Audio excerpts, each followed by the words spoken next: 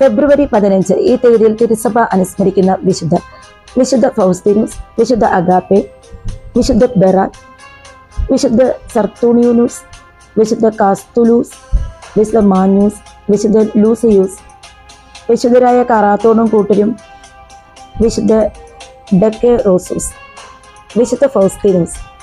121 കാലഘട്ടത്തിലാണ് വിശുദ്ധ ഫൗസ്തീനൂസ് ജീവിച്ചിരുന്നത്. ആൻഡ്രിയൻ ചക്രവർത്തിയുടെ മതപീഡനം നടമാടുന്ന കാലം. ബ്രേഷ്യയിലെ മെത്രാൻ അപ്പോൾ ഒളിവിൽ പോയി.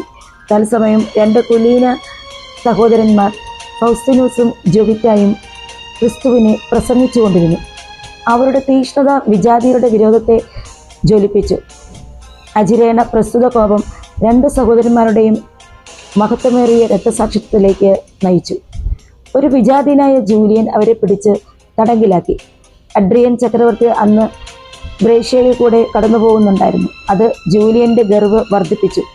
പലവിധ മർദ്ദനങ്ങളും ഭീഷണികളും ഉപയോഗിച്ചു. ക്രിസ്തീയ വിശ്വാസം നശിപ്പിച്ചു. ചക്രവർത്തിയെ പ്രസാദിപ്പിക്കാൻ ജൂലിയൻ കിണഞ്ഞു പരിശ്രമിച്ചു. എല്ലാ അടവുകളും പരാജയപ്പെട്ടപ്പോൾ ഫൗസ്തീനൂസിനും സഹോദരന്റെയും ശിരസ്സുകൾ ഛേദിക്കാൻ ഉത്തരവായി. 121 ആണ്ടിലായിരിക്കണം അവിടെ രക്തസാക്ഷിത്വം നടന്നതെന്ന് പറയപ്പെടുന്നത്. ബ്രേഷ്യ നഗരത്തിന്റെ പ്രധാന മധ്യസ്ഥരാണ് ഈ 2 സഹോദര രക്തസാക്ഷികൾ. എല്ലാ രക്തസാക്ഷി ചരിതങ്ങളിലും ഇരുവരുടെയും പേരുകൾ കാണുന്നുണ്ട്. ഒരു പ്രാചീന ദേവാലയം അവരുടെ സ്മരണ നിലനിർത്തിക്കൊണ്ടിരിക്കുന്നു. ക്രിസ്തുവിന്റെ ചൈതന്യം രക്തസാക്ഷിത്വത്തിന്റെ ചൈതന്യമാണ്. പ്രായച്ചിത്തത്തിന്റെയും ആശാനിഗ്രഹത്തിന്റെയും ചൈതന്യമാണ്.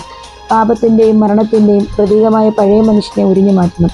ശരീരത്തെ വേദനിപ്പിക്കുന്നവ ആത്മാവിന് ജീവൻ നൽകുന്നു. ശരീരത്തിനെ നിഗ്രഹിക്കുമ്പോൾ ആത്മാവ് തഴച്ചു വളരുന്നു.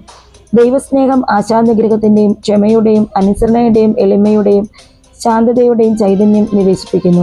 സഹനം മധുരമാകുന്നു. ഭൗമിക വസ്തുക്കളോട് ഒട്ടിപ്പിടിക്കാതെ ഇന്ദ്രിയങ്ങളെ നിഗ്രഹിച്ച് ജീവിക്കുന്നവർക്ക് നിത്യജീവന്റെ മാധുര്യം അനുഭവവേദ്യമാകും.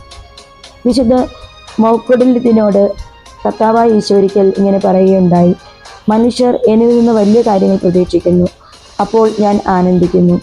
അവർ പ്രതീക്ഷിക്കുന്നതിൽ കൂടുതൽ ഞാൻ നൽകുകയും ചെയ്യുന്നു. വിശുദ്ധനായ ഫൗസ്തീനൂസെ, ലോകത്തുള്ള എല്ലാ മിഷണറി പ്രവർത്തകർക്ക് വേണ്ടിയും പിതാവായ ദൈവത്തോട് നിരന്തരം മധ്യസ്ഥം വഹിച്ച് പ്രാർത്ഥിക്കണമെന്ന്.